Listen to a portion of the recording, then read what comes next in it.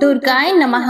मैं हूँ वामिका और आप सभी का हमारे चैनल आध्यात्मिक सागर में बहुत बहुत स्वागत है। आप सभी का दिन शुभ और मंगलमय हो और माँ दुर्गा आपकी सभी मनोकामनाओं को पूर्ण करें। आज आप सुनिए देवी भागवत पुराण का अध्याय 14। इससे पहले के अध्याय में आपने जाना था कि किस प्रकार महिषासुर का दूत देवी के पास आया था और उनसे महिषासुर का संदेश सुनाया।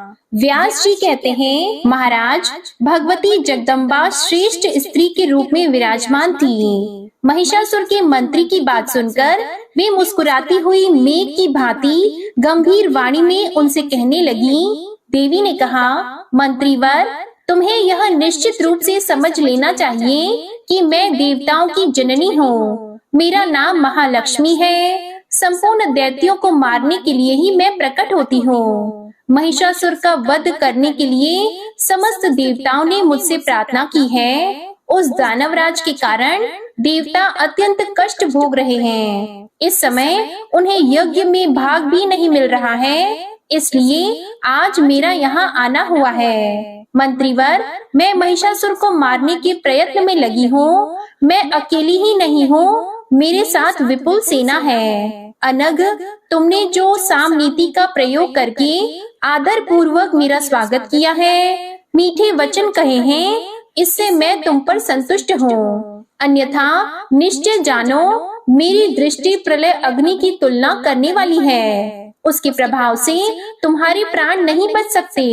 अब तुम मेरी बात मानकर उस पापी महिषासुर के पास जाकर उससे यह वचन कहना, यदि तुझे प्राणों का लोभ हो तो अभी तुरंत पाताल चला जा। तू नहीं जाना चाहेगा तो तुझ अपराधी एवं दुष्ट को मैं सम्रांगण में मार डालूंगी। मेरे बाण से तेरे शरीर की धज्जियां उड़ जाएंगी। तेरे लिए यमराज के घर जाना आवश्यक हो जाएगा। मेरी इस दयालुता को समझकर तू इसी क्षण इस लोक से विदा हो जा। मूढ़, तेरे मर जाने पर देवता स्वर्ग पर अधिकार प्राप्त कर लेंगे, इसलिए सागर पर्यंत इस पृथ्वी का परित्याग करके तू अकेला ही यहाँ से हट जाने की व्यवस्था कर ले। मूर्ख, मेरे बाण तेरे शरीर को लक्ष्य बनाए, इसके पूर्व ही पाताल चले जाने में तेरी कुशल है। असुर, यदि तेरे मन में युद्ध करने की इच्छा हो तो अभी अपने संपूर्ण महाबली वीरों के साथ यहाँ चला आ। मैं तुझे यमराज के घर भेजने के लिए तत्पर हूँ। अरे प्रचंड मूर्ख, तेरे जैसे असंख्य दानवों का प्रत्येक युग में मैंने वध किया है, वैसे ही तुझे भी सम्रांगण में मार डालूंगी। तो मेरे शस्त्र धारण को सफल कर दे। मूर्ख, तू महान दुराचारी है। ब्रह्मा के द्वारा तुझे जो वर मिल गया है उसका अभिमान न कर। केवल स्त्री ही तेरा वध कर सकती है, यह निश्चित जानकर तूने प्रधान देवताओं को असीम कष्ट पहुंचाया है। अस्तु, ब्रह्मा का वचन सत्य करना परम आवश्यक है, इसलिए अनुपम स्त्री का रूप धारण करके तुझ अपराधी को मारने के विचार से ही मैं यहाँ प्रकट हुई हूँ। मूर्ख, यदि तुझे जीने की इच्छा हो तो आज ही देवताओं के स्थान को छोड़कर पाताल में जहाँ सांपों का साम्राज्य है, स्वेच्छा पूर्वक चला जा। व्यास जी कहते हैं, महिषासुर का वह प्रधान मंत्री भी शूरवीर था। देवी की बात सुनकर उसने सार गर्भित उत्तर देना आरंभ किया। देवी, तुम अभिमान में चूर रहने वाली स्त्री के समान बातें करती हो। कहाँ तुम और कहाँ भी दानवराज? भला इस कारण का अनुचित युद्ध कैसे हो सकता है? तुम अकेली स्त्री हो। अभी जवानी के प्रथम सोपान पर तुम्हारा प्रवेश हुआ है। तुम्हारे सभी अंग कोमल हैं। उन महिषासुर के शरीर की आकृति बड़ी विशाल है, इसलिए बड़ी कठिनता से उनके साथ तुम्हारी मित्रता हो सकती है। महिषासुर के पास हाथी, घोड़े और रथों से परिपूर्ण अनेक प्रकार की सेना है। जिस प्रकार मालती के फूल को मसल डालने में गजराज को कुछ भी परिश्रम नहीं करना पड़ता, वैसे ही महिषासुर के हाथ संग्राम में तुम्हारा अंत हो जाए, इसके लिए उन्हें कुछ भी प्रयास करना नहीं पड़ेगा। हमारे राजा साहब देवताओं के महान शत्रु हैं, किंतु तुम में उनकी अटूट श्रद्धा है, इसलिए साम और दान नीति का प्रयोग करके ही मैं तुमसे बातें करना उचित समझता हूँ। नहीं तो तुम मिथ्या भाषण करती हो, व्यर्थ के अभिमान में भरकर अपनी चतुरता दिखाती हो, तथा रूप एवं यौवन तुम्हें अभिमान हो गया है। यह मानकर मैं तुम्हें आज ही बाण के द्वारा मृत्यु के मुख में झोंक देता। तुम्हारे रूप में जगत के रूपों को तुच्छ करने की योग्यता है। इसे सुनकर मेरे महाराज मोहित हो गए हैं। उनकी प्रसन्नता के लिए ही तुम्हारे प्रति मेरे मुख से अत्यंत मधुर वाणी निकल रही है। विशाल लोचने, उनके संपूर्ण राज्य और धन पर तुम्हारा अधिकार रहेगा। वे तुम्हारे सेवक होकर रहेंगे। मृत्युदायी क्रोध का परित्याग करके तुम उनसे प्रेम भाव बनाने की कृपा करो। भामिनी, मैं भक्ति पूर्वक तुम्हारे चरणों पर पड़ा हूँ। शुचि स्मिते, तुम्हें शीघ्र ही राजा महिषासुर की पटरानी बन जाना चाहिए। अविकल रूप से त्रिलोकी की सारी संपत्ति तुम्हारे अधीन रहेगी। महिषासुर से संबंध हो जाने पर संसार जनित समस्त सुख तुम्हारे लिए सुलभ हो जाएंगे। देवी ने कहा, मंत्रीवर सुनो, मैं शास्त्र की मर्यादा के अनुसार चतुरता का आश्रय लेकर वाक्यों का बिल्कुल सार अर्थ तुम्हें बताती हूँ। मेरी समझ में आ गया है तुम महिषासुर के प्रधानमंत्री हो। तुम्हारे इन वचनों से स्वतः सिद्ध हो रहा है कि तुम्हें भी पाशविक बुद्धि ही प्राप्त है। जिसके तुम जैसे मंत्री हैं, वह भला बुद्धिमान कैसा हो सकता है? तुम दोनों एक समान हो। ब्रह्मा ने तुम्हारी अच्छी जोड़ी मिलाई है। मूर्ख,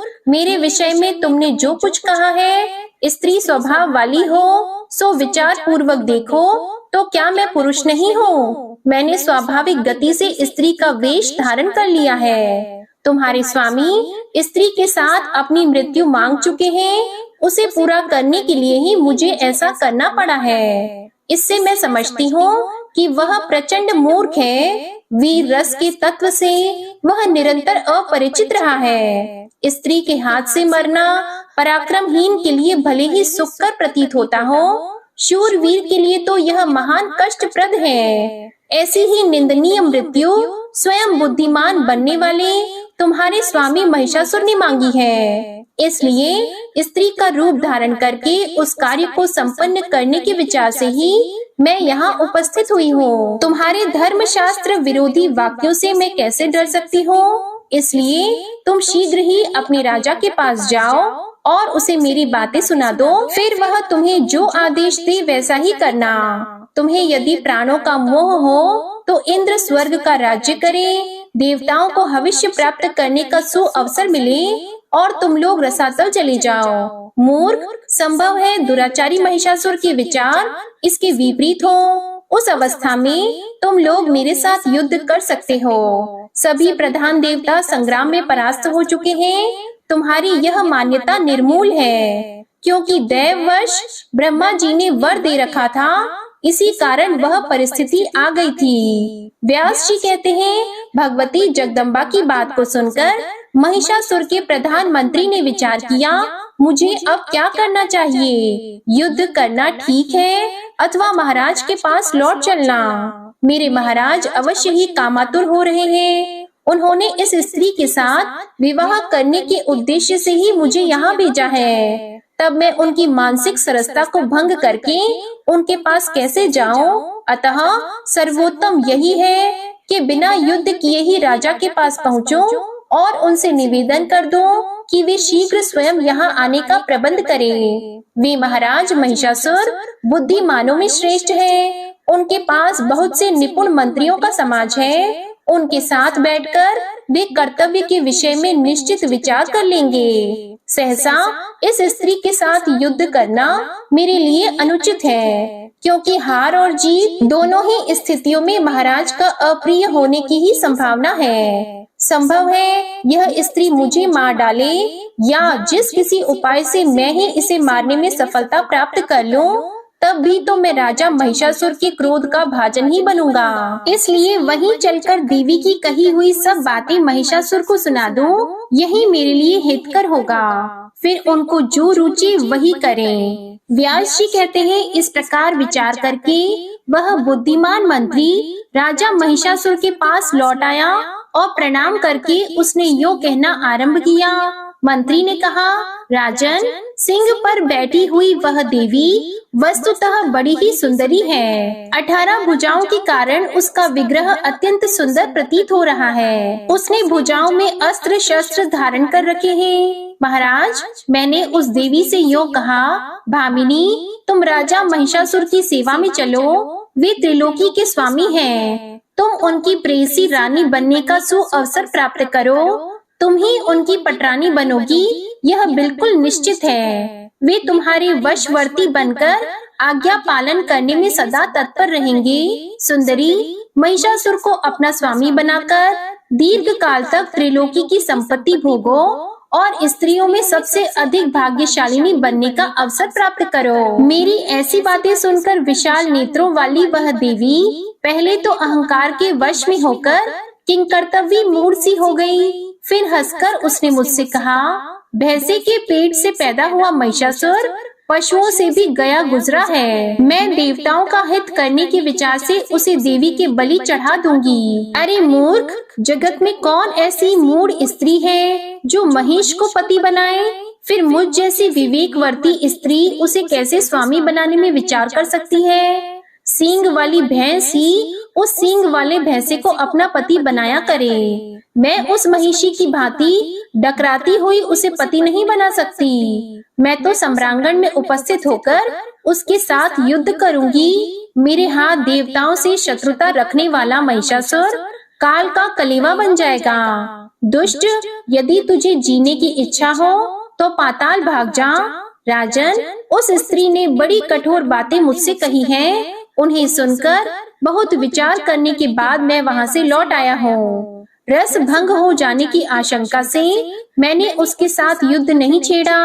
आपकी विशेष आज्ञा पाए बिना ऐसा व्यर्थ उद्यम मैं कैसे कर सकता था? राजन, वह सुंदरी असीम बल के अभिमान में चूर है। भविष्य में क्या होगा, यह बात मेरी समझ से बाहर है। स्वयं आप ही इसका निर्णय करें। युद्ध करना या यहाँ से भाग जाना, कौन सा काम कल्याणप्रद होगा, इसके अंतिम निर्णय तक पहुँचने में मेरी बुद्धि असमर्थ है। व्यास जी कहते हैं, मंत्री की बात सुनकर अभिमान में चूर रहने वाले महिषासुर ने अपने बूढ़े मंत्रियों को बुलाया और उनसे मंत्रणा की। राजा महिषासुर ने कहा, मंत्रियों, इस अवसर पर हमें क्या करना चाहिए? आप लोग शीघ्र अपना अंतिम निर्णय व्यक्त करें। शंबरासुर से संबंध रखने वाली माया की भांति देवताओं की रची हुई यह माया ही सामने आ गई है क्या? इस कार्य में आप लोग परम प्रवीण हैं। तरह तरह के उपाय सोचने में आपकी बुद्धि कुशल है। ऐसी परिस्थिति आ जाने पर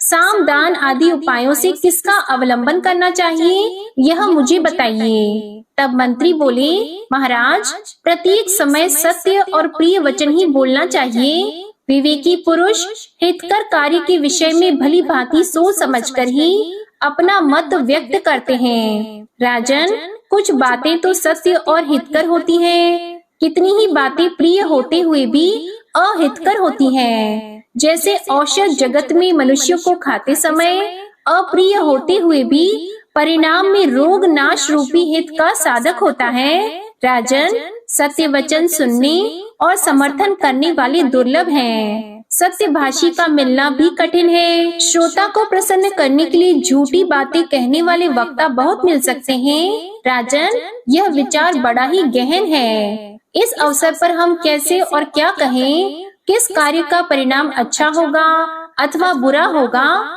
इससे त्रिलोकी में कौन जान सकता है। राजा महिषासुर ने कहा, एक बार सब लोग अपनी अपनी बुद्धि के अनुसार मत व्यक्त करें। सबके विचार सुनकर मैं सोच लूंगा।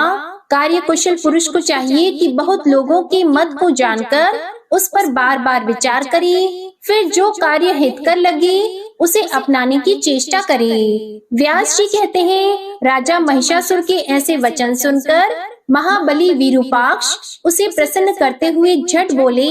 विरूपाक्ष ने कहा, राजन, यह एक साधारण स्त्री है। अभिमान में भरी होने के कारण इसके मुख से ऐसे वचन निकल रहे हैं। केवल डराने के लिए ही इसकी ऐसी बातें हैं, इसे आप समझ लीजिए। स्त्रियां बढ़ा चढ़ाकर बहुत सी ऐसी बातें करती हैं ताकि युद्ध में किसी प्रकार परास्त न हो सके। किंतु उनके असत्यपन और साहस को जानने वाला कौन पुरुष उनसे डर सकता है? राजन, आप त्रिलोकी पर विजय प्राप्त कर चुके हैं। इस समय एक साधारण स्त्री से भयभीत होना आपके लिए बिल्कुल अशोभन है। हाँ, किसी दीनहीन को मारने पर वीर पुरुष को जगत में कलंक अवश्य लग सकता है। इसलिए महाराज, मैं अकेले ही चंडी से युद्ध करने जा रहा हूँ। मैं उसे अवश्य मार डालूंगा। अब आप निर्भय हो जाएं। कुछ सैनिक मेरे साथ रहें। मैं अस्त्र शस्त्रों से सज धज कर जाऊंगा, जिससे प्रचंड पराक्रम वाली उस दुर्धर्ष स्त्री को परास्त कर सकूं। राजन, अब आप मेरा बल देखिए। सर्पमय रस्सियों से बांधकर उसे आपके पास ले आऊंगा। फिर तो वह सदा आपके अधीन होकर रहेगी। व्यास जी कहते हैं, विरूपाक्ष की बात सुनकर दुर्धर्ष ने उसके वचन का अनुमोदन किया। उसने महिषासुर से कहा, राजन, बुद्धिमान विरूपाक्ष की बात बिल्कुल सत्य है। आप तो स्वयं ही विचार कुशल हैं। मेरी भी कुछ प्रिय बातें सुनने की कृपा करें। अनुमान करने से ऐसा जच रहा है कि इस सुंदरी को कामदेव ने मत डाला है। अपने रूप के अभिमान में प्रमत्त रहने वाली स्त्री प्रायः ऐसा भाव बनाया करती है। उसकी हार्दिक इच्छा है कि डरा धमकाकर आपको अपने वश में कर लिया जाए। स्वाभिमानिनी स्त्रियों के यही तो हाव भाव हैं। इनके इस अभिप्राय को रसज्ञ पुरुष भली भांति समझ लेते हैं। महाराज, इस रहस्य को जानकर आपको भी रस युक्त व्यवहार करना चाहिए। उसके लिए साम और दान, ये दो ही उपाय समीचीन हैं। वह सुंदरी क्रोध अथवा अभिमान में भरी रहने पर भी आपके अनुकूल हो जाएगी। उसी के समान मीठे वचनों का प्रयोग करके मैं उसे आपके पास ले आऊंगा। राजन, बहुत कहने से क्या प्रयोजन? उसे आपके वश में कर देना अब मेरे लिए परम कर्तव्य हो गया है। मैं अभी जाता हूँ और ऐसा प्रयत्न करूँगा कि वह स्त्री दासी की भांति निरंतर आपकी सेवा में लीन हो जाए। व्यास जी कहते हैं, विरूपाक्ष की ऐसी बातें सुनकर रहस्य के पूर्ण जानकार ताम्र ने महिषासुर से कहा, राजन, आप मेरी कुछ बात सुनने की कृपा करें। मैं प्रमाण युक्त धार्मिक बात कहता हूँ, जो रस और नीति से भी संयुक्त है। यह स्त्री पूर्ण विदुषी जान पड़ती है। काम से आतुर होकर आपसे प्रेम करने के लिए इसका आगमन नहीं हुआ है। मानद उसके कहे हुए कोई भी वचन व्यंग्यात्मक नहीं है। महाबाहो, बिना किसी सहायक को लिए एक नव युवती स्त्री ने आने का साहस किया है। यह कैसी विचित्र बात है। मन को मुग्ध करने वाली इस देवी का रूप भी बड़ा विलक्षण है। त्रिलोकी में किसी ने भी 18 भुजा वाली स्त्री को न कभी सुना और न देखा है। इस कल्याणी में असीम पराक्रम भरा है।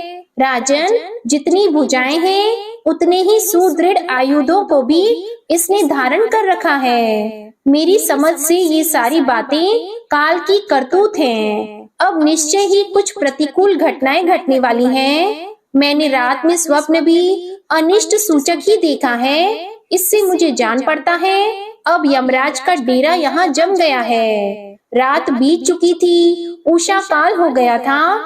उसी समय मुझे स्वप्न में दिखाई पड़ा है कि घर के आंगन में काले रंग की साड़ी पहने हुए कोई स्त्री विलाप कर रही है। यह मृत्यु सूचक स्वप्न विचारणीय है।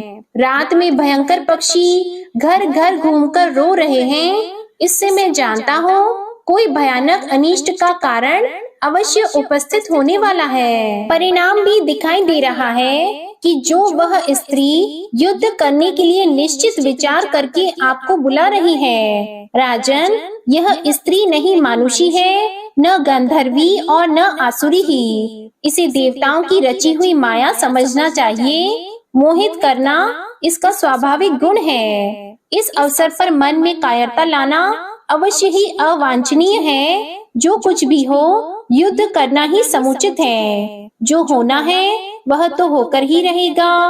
प्रारब्ध से संबंध रखने वाले अच्छे अथवा बुरे फल को कौन जान सकता है। इस विषय में सभी अनजान हैं। इसलिए मेधावी पुरुष को चाहिए कि विचार पूर्वक धैर्य धारण करके स्थिर बना रहे।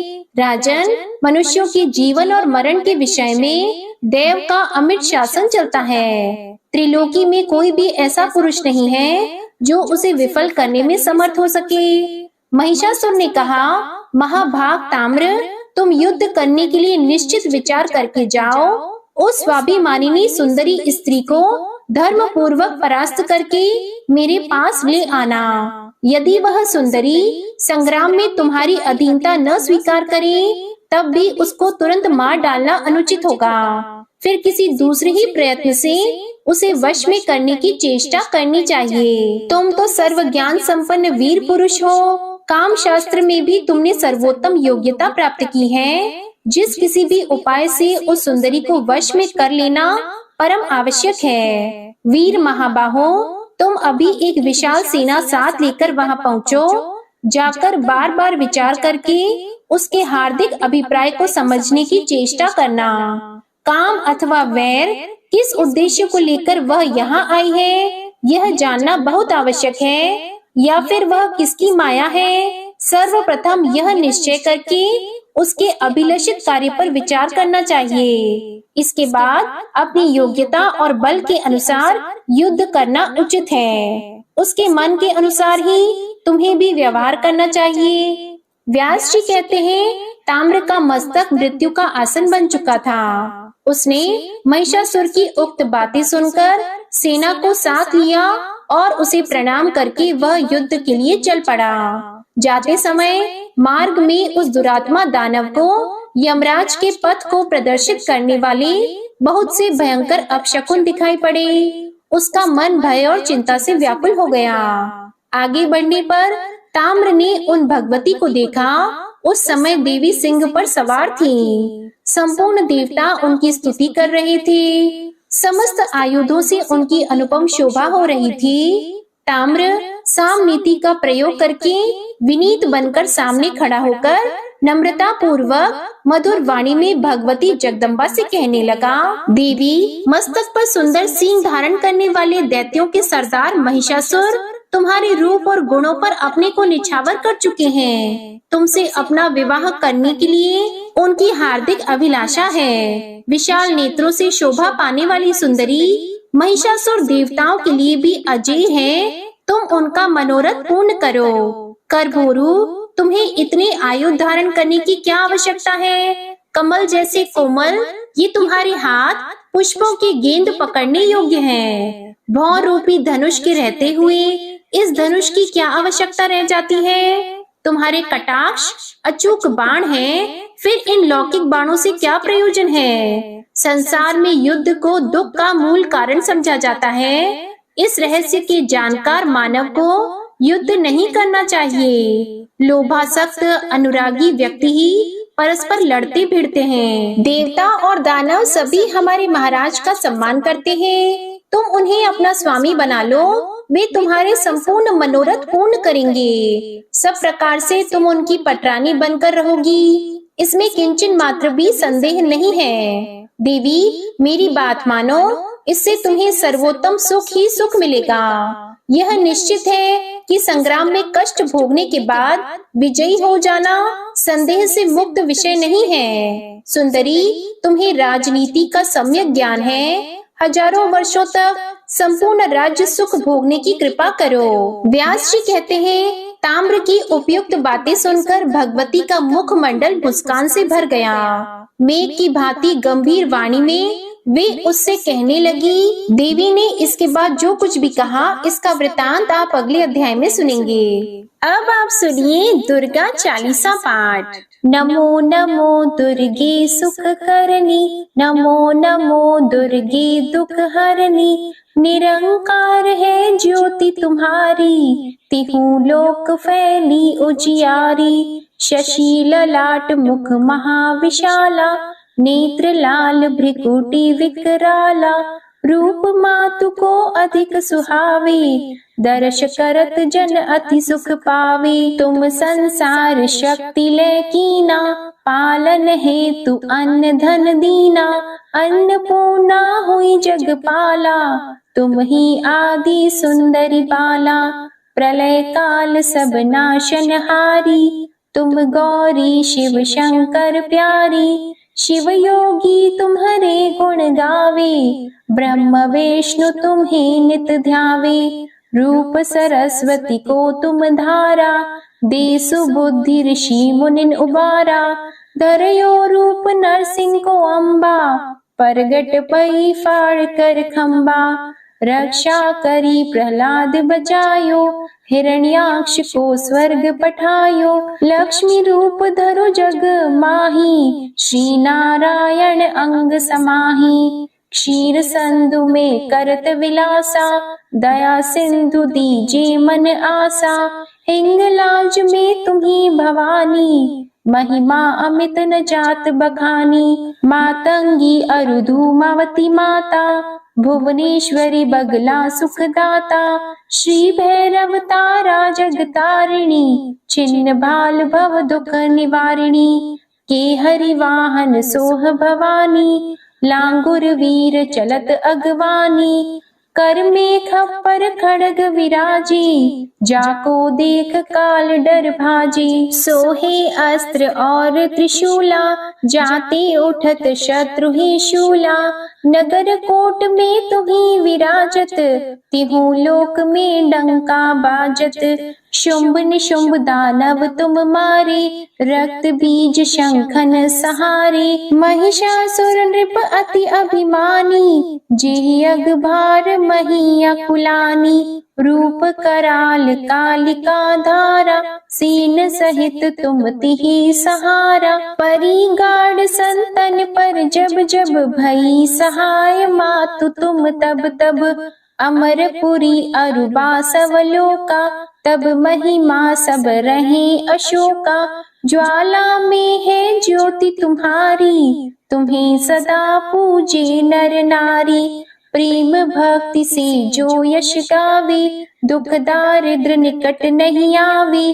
ध्यावे तुम्हें जो नर मन लाई, जन्म मरणता को छुटी जाई। जोगी सुर मुनि कहत पुकारी, योग न हो बिन शक्ति तुम्हारी। शंकर आचारज तप कीनो, काम अरु क्रोध जित सब लीनो। निश दिन ध्यान धरो शंकर को, काहु काल नहीं सुमिरो तुमको। शक्ति रूप कामर मन पायो, शक्ति गई तब मन पछतायो। शरणागत हुई कीर्ति बखानी, जय जय जय जगदम्बा भवानी। भई प्रसन्न आदि जगदम्बा, दई शक्ति नहीं कीन विलंबा। मोको मातु कष्ट अति घेरो, तुम बिन कौन हरे दुख मेरो। आशा तृष्णा निपट सतावे, मोह मदादिक सब बिनशावे।